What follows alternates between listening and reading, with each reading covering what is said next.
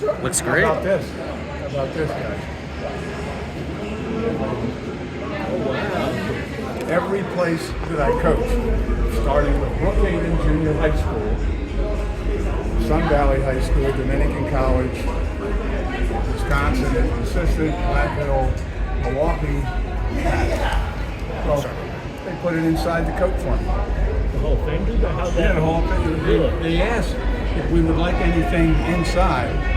So I said, yeah, how about a time schedule?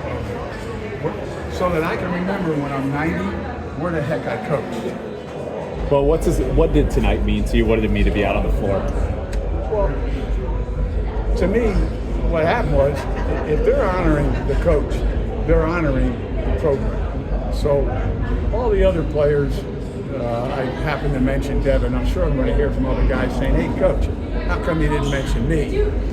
But it's just to see in their eyes when you're coaching and how proud these guys were of how they played together, how they shared the ball, how they played defense, the pride with these players. And an honor like this says, hey, that guy must have had some pretty good players. And we did. We had players that listened, worked, didn't have all the answers. They still had questions in life. I think now we got a lot of players that have all the answers.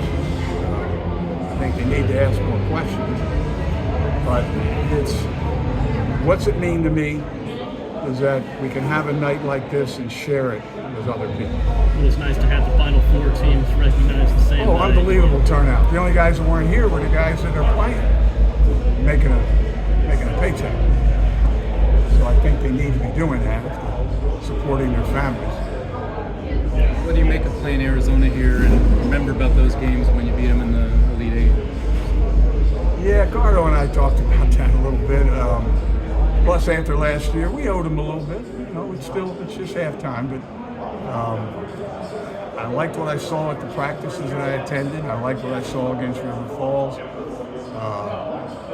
It's the sharing of the ball, playing off of one another.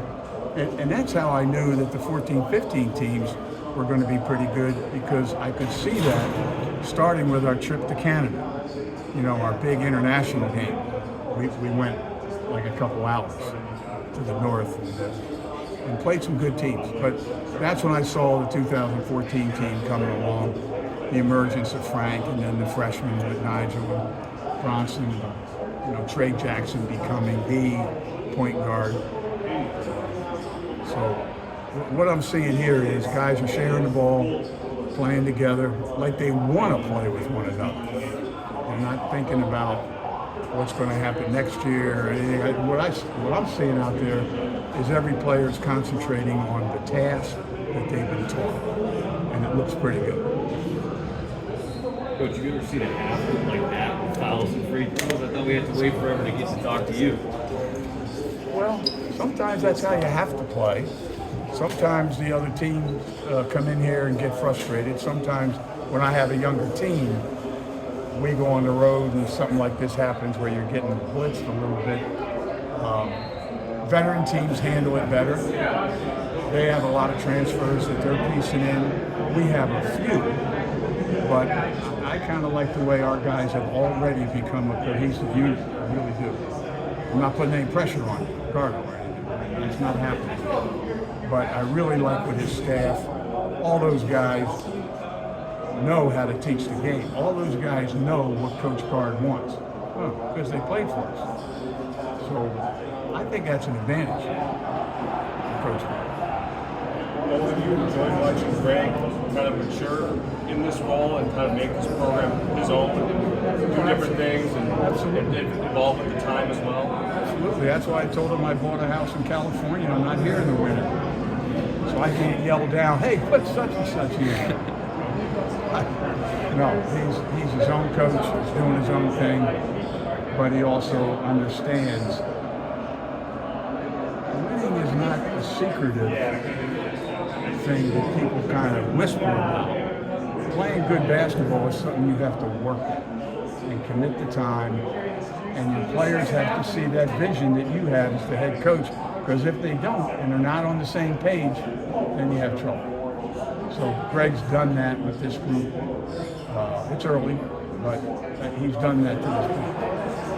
Along the same lines, how important or how much does it mean to you that 10 years later, Greg's still here? I mean, it's a tough business. It is a tough business, and everybody has their ups and downs, and that's life. That's what we're trying to teach our players as coaches. We're teaching them how life's going. They're going to lose a job. They're going to have a bad revenue stream coming. They're not going to be able to make their bills for that month. There's going to be some troubled times, and that's what you learn through playing a sport like basketball, to handle the ups and downs and be on an even keel and handle both. Don't get too high, don't get too low. And I think Greg has definitely developed that. He was an assistant for 23 years. How many people are an assistant for that many years and then get a head job? So when you move over on those seats, then there are things that take place that you need to learn from, and he's definitely done that. And he's got good people on board, and like I said, I really like what I'm saying. Very good one, Coach. Thank you. That was the game. Thank you. Thank you.